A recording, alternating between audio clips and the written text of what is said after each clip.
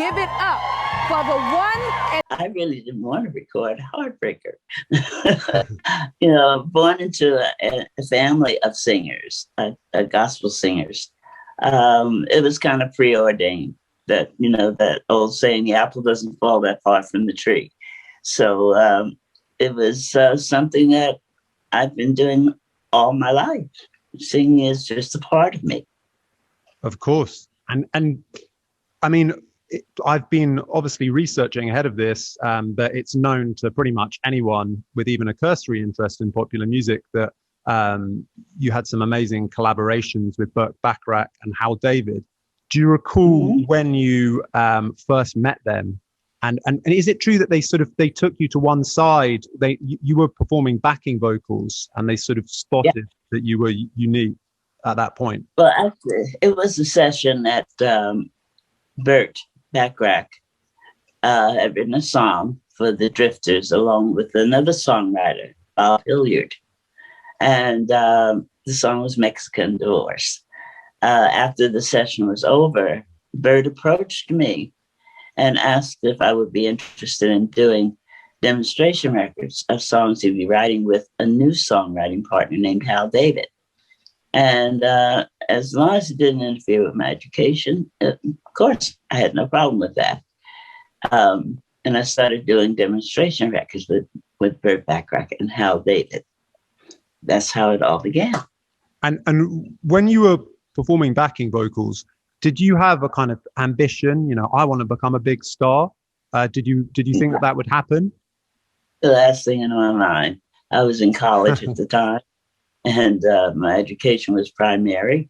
It was a way of earning some wonderful funds to continue to supplement my education.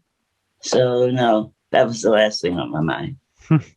Wow. And so those recordings, perhaps in a way, those are some of your best known recordings, the songs that you recorded, Bacharach and David ones. Do you have any favorites among those? No, I don't. Every song I've sung, regardless as to who wrote it, written specifically for me, they're like my children. It's too difficult. And everybody has a different song that resonates with them. All of mine do.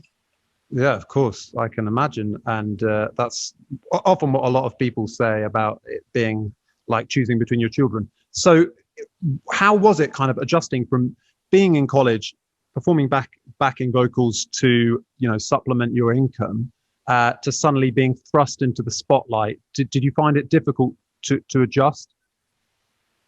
No, not really. I was fortunately, I had the experience of doing shows here in the States. There was a DJ, a disc jockey named Murray the K, that did 4 shows a year at a place called the Brooklyn Fox. And I became one of the entertainers that performed on his shows.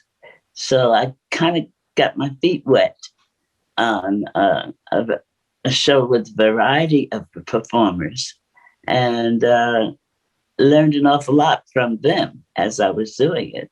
So it wasn't very difficult at all.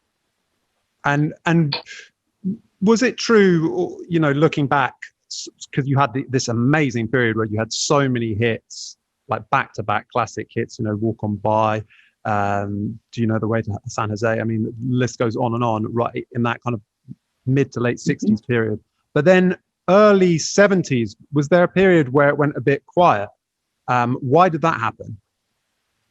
Yeah, well, a lot of reasons for that. There was the advent of music called disco. And I was not a disco recording artist. Donna Summers was quite effective with that. And that was her realm at that point in time. And then it was something that I did not, and still to this very day, did not think that my audience, my performing audience, expected from me. And for me to all of a sudden jump into the pool doing something I was not familiar with. Didn't make sense to me. So it was just a period of time that gave everybody to regroup and reassess. And as it turned out, it worked out very well for me. I had an opportunity to become a mommy, you know, and enjoy my family and enjoy my home for a change. And when that pendulum swung back, for sure. it was the right time. Many times as well. I mean, one of the things that is extremely interesting and quite extraordinary about your career is the amount of times you've had a comeback, so to speak. And I guess maybe the first of these would be Then Came You with the Spinners. What was that album like? I mean, what a song that is, and so different to the style that you've been doing. It was absolutely wonderful. I was on tour, a summer tour with the Spinners.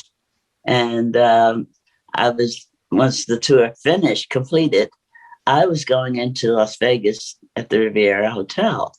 And I asked the guys if they would like to come in and be a part of the show. And they jumped at the opportunity because they had never been to Vegas before.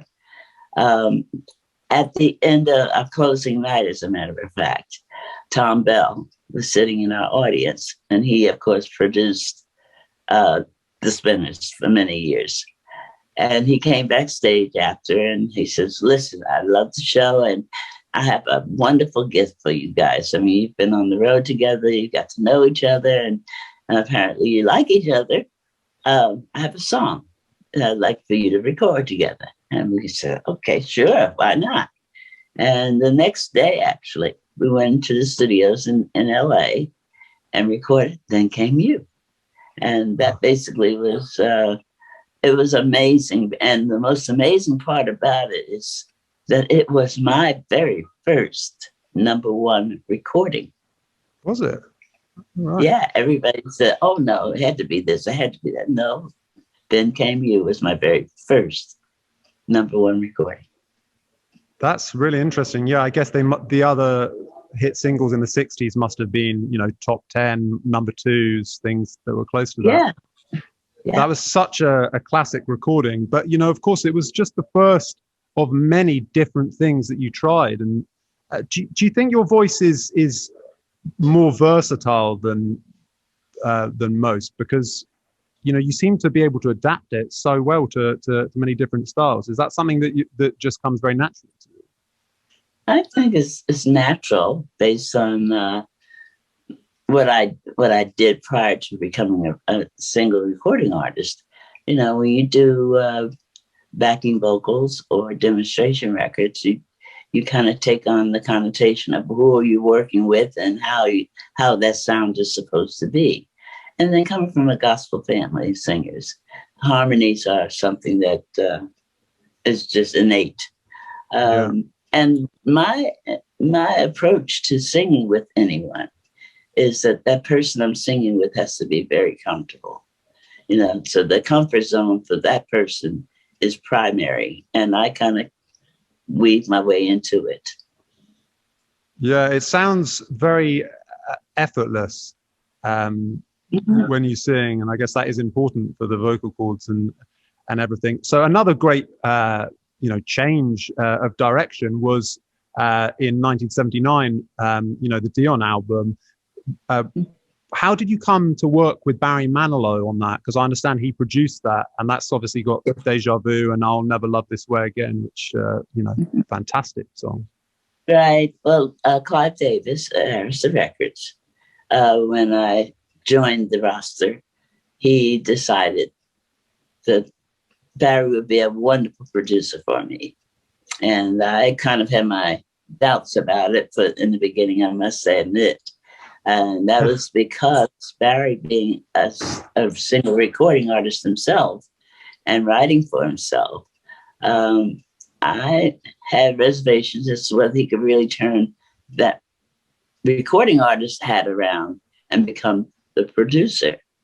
And he convinced me. He said, "I can do this. I know I can." And he I mean, he had every recording I've ever recorded.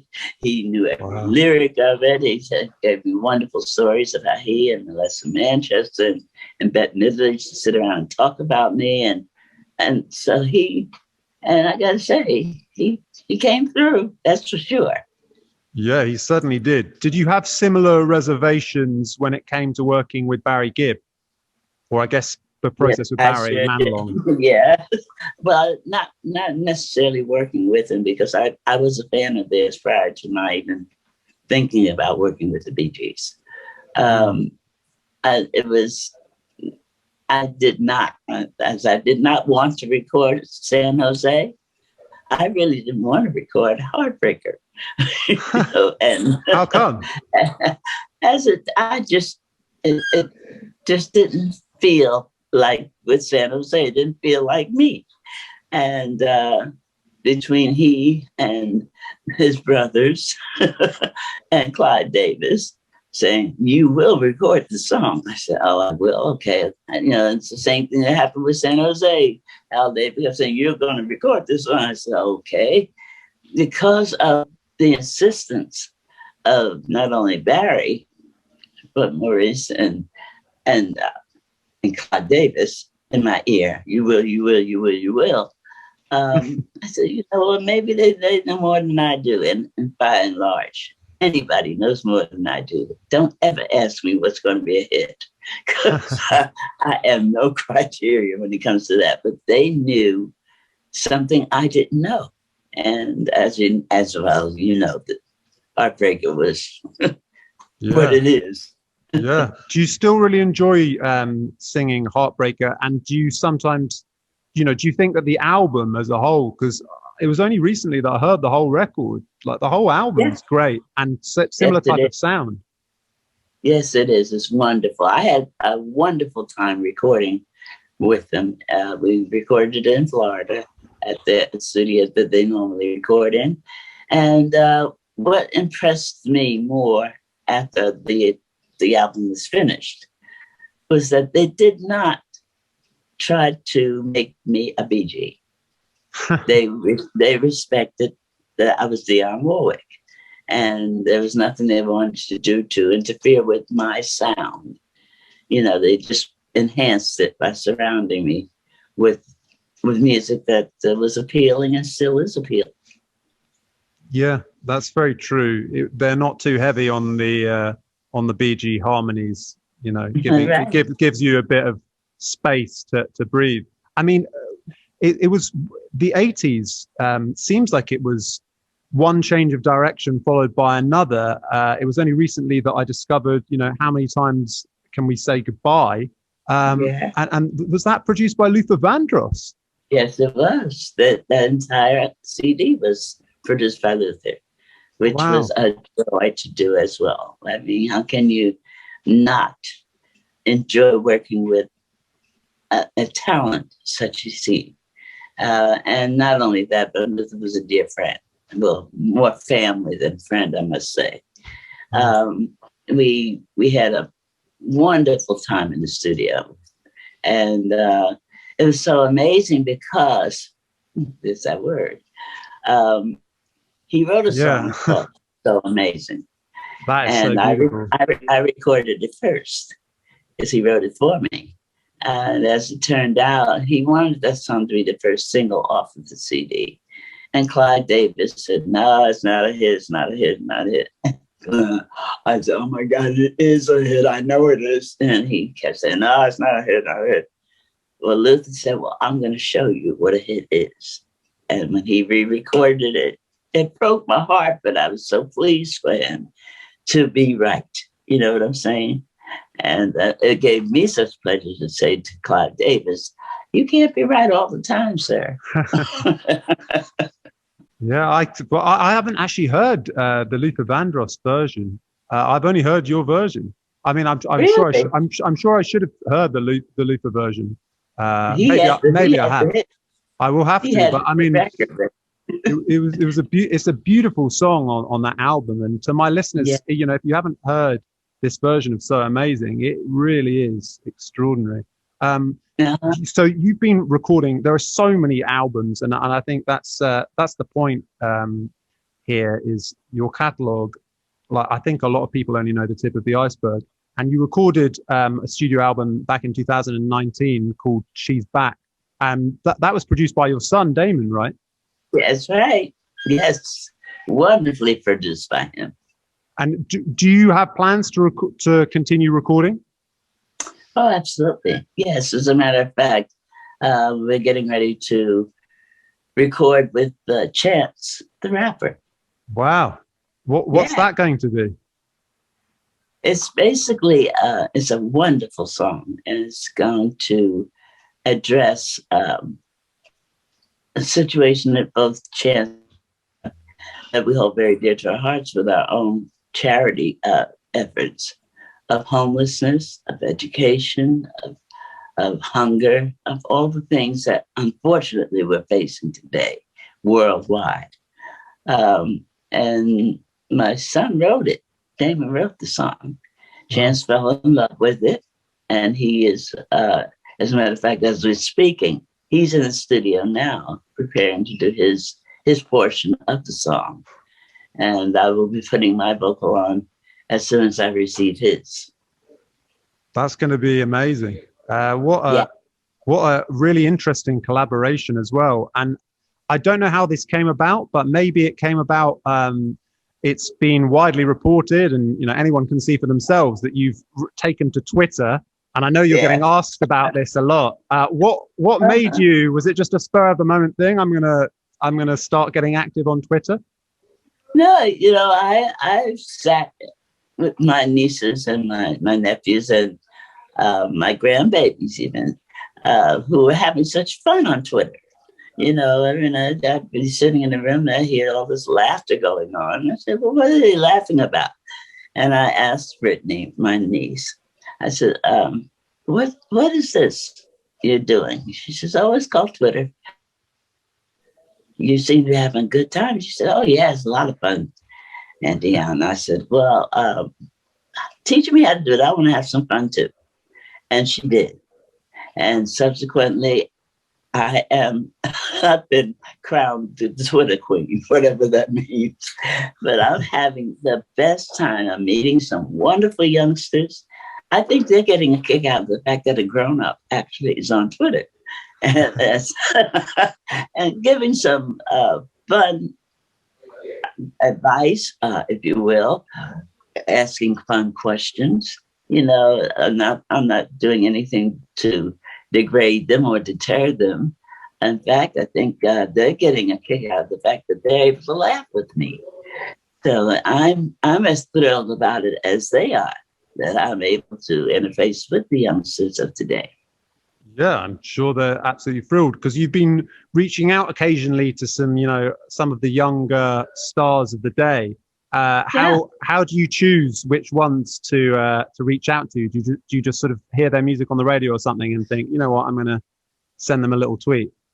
Yeah, it's been asked of me, Auntie, are you going to talk to? I said, I don't know, maybe so, and I have to do a little research on who you're asking me about. And some of them that, like The Weeknd, I had heard his recordings. And of course I said, oh, he's not bad at all. Let me ask him about this weekend without the E. And I reached out to, oh my goodness, who am I? I'm Cardi B. I've reached out to Taylor Swift. I'm just out of random saying, hey, how you doing? That kind of thing. And I want to get to know you. Yeah, basically, that's what it boils down to. And do you like the music of today? And do you listen to modern music a lot? Some of it, not all of it. Some of it is appealing. Some of it is not so appealing. Yeah, of course. I mean, it varies, and things have changed a lot. Obviously, now it's been a chance to kind of take a bit of a break because normally you're touring in quite a grueling way. Does music continue to play a big part in your day-to-day life during this kind of time off, or are you allowing yourself a chance to breathe again? No, I still listen to my peers, people that I enjoy listening to. And the kind of music I listen to is what I enjoy listening to. So I'm no different than anybody else. Yeah, for sure. And I mean, before coronavirus, you were touring really quite a lot. But your vocals always sounded very strong. Do you do anything in particular to take care of your voice? You know, there's only one thing that can take care of your voice, and that's called rest, which I didn't get quite enough of, but I try to get as much as I possibly can.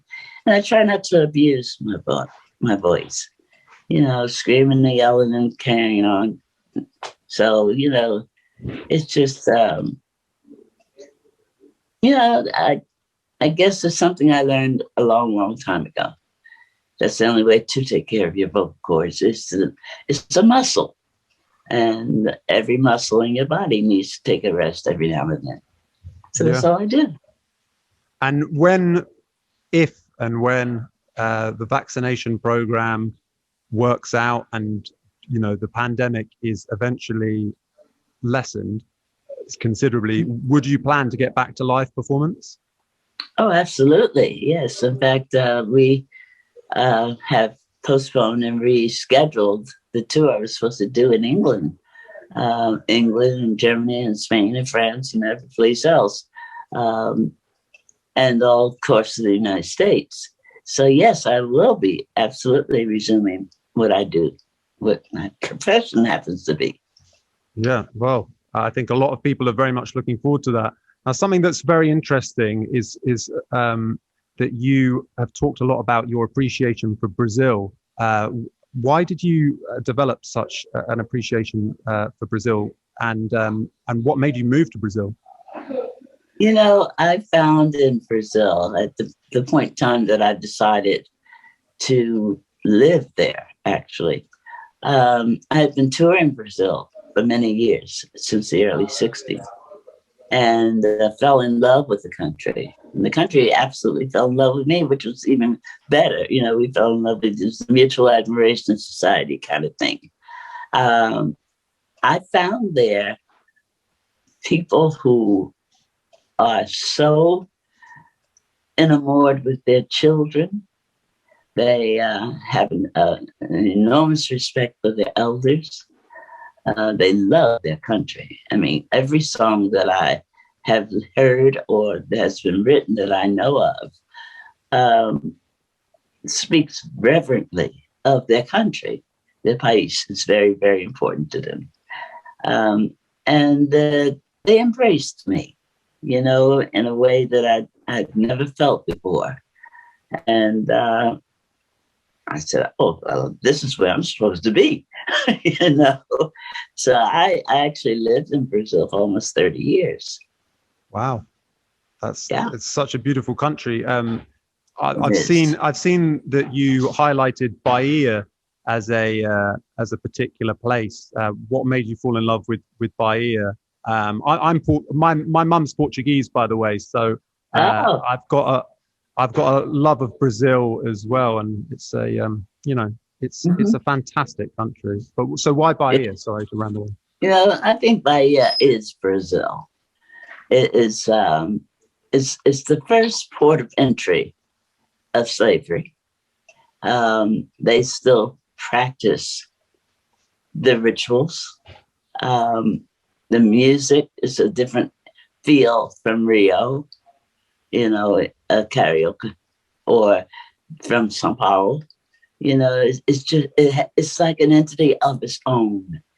And I just felt so comfortable there every time I visited Bahia. And the people are just, the only thing that has separated me from actually living there as opposed to living in Rio, where I live, is the language. Oh my God. Nobody, excuse me, there's nobody that speaks English in Bahia that doesn't see. And so I'm going to definitely have to learn Portuguese, especially Brazilian Portuguese. before Yeah, I of even could course. attempt to. Because where I lived in Rio, all my friends, of course, spoke English, and I Yeah. wanted to learn to speak Portuguese, and they wanted to speak only English to me. So Yeah, it was it's like, so difficult, you know. Everybody in Portugal that I know can speak fluent English. So I mean, I can yeah. speak pretty good Portuguese, but it's not like that good. Because if everybody replies in English, what can you do? There you go. Now you see exactly what my dilemma was. Exactly. Yeah. But I mean, it's a fantastic country, and Bahia is a beautiful place. So Yes. another rumor that I heard, and apologies if this is just a rumor, but there's a potential biopic in the works about your life. Yes. Is that true? Yes, it is true. Wow. Uh, this COVID has kind of put a halt on everything that was being negotiated at the time because, all the I's and were not dotted and the T's were not crossed. But once we're freely able to sit in the room again together, we'll resume what we started, and hopefully we'll find that home that we've been looking for it. Yeah. And would it be a TV series or a film? It's both. There's a Both. film that you're talking about. The film itself is the early part of my life. The series of which we're looking for a home for, which we're very close to having, is back, will be based on different sections of uh, right up to the present moment. So, it's a very interesting time for me. Yeah, absolutely. With the resurgence on Twitter and all of these things, I heard Tiana Taylor being spoken about. It is, I mean, obviously that's just a rumor at this stage. But are you a fan of Tiana Taylor? Yes, Tiana Taylor will be portraying me in the series. Wow. Latoya Luckett will be portraying me in the film.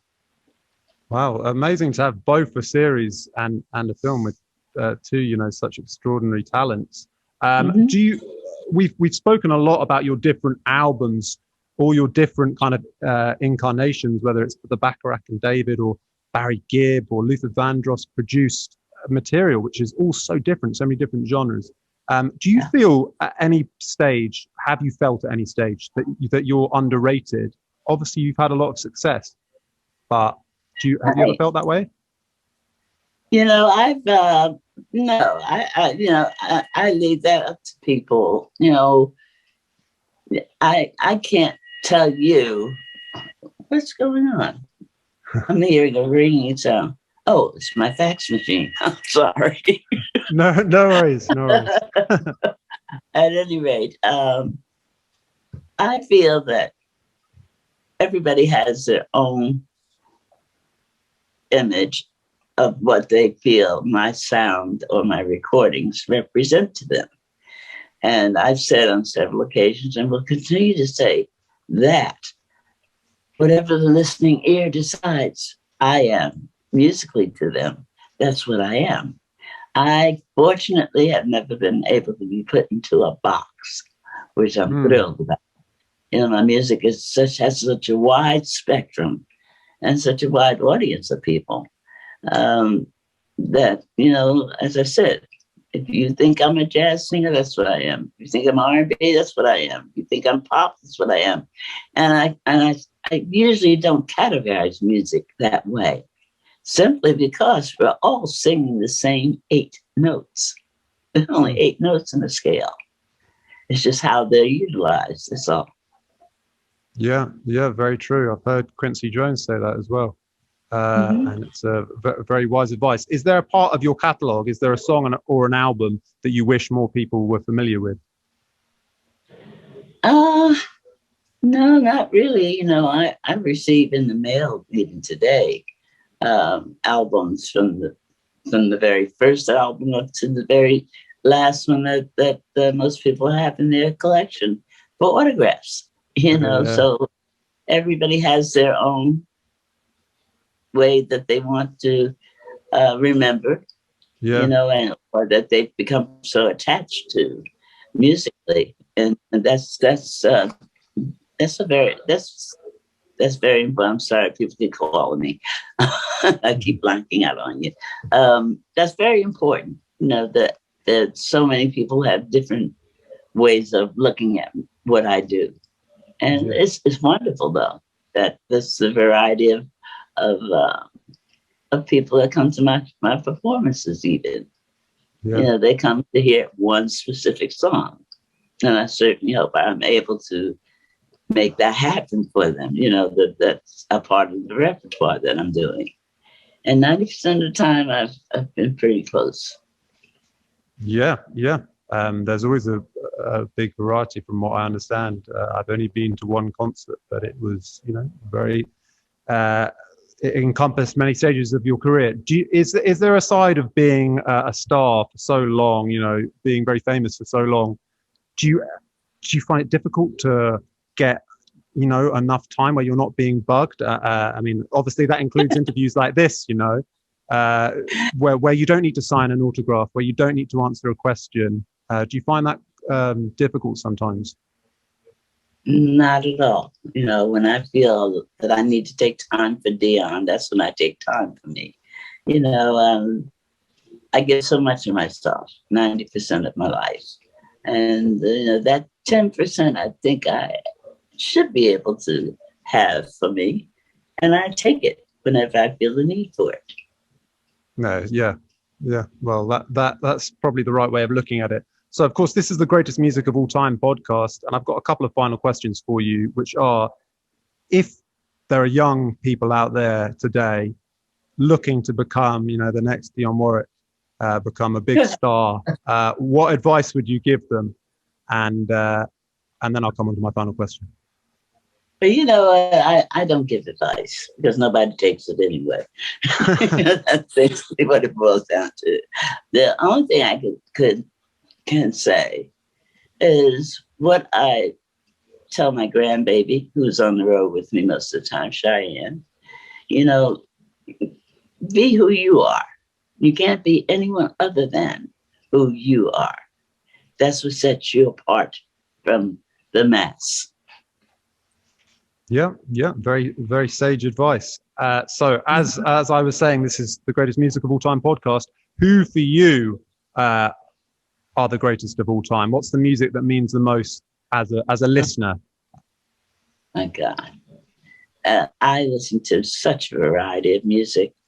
I listen to jazz. I listen to what is termed pop, R&B, Brazilian music. I love Brazilian music. I've made quite a few Brazilian friends who are also composers as well as performers. And it's a happy music. And I love listening to. And that's on my CD player most of the time. Well, it's reflected in what you're able to sing. Dionne, thank you so much for joining us on the Greatest Music of All Time podcast.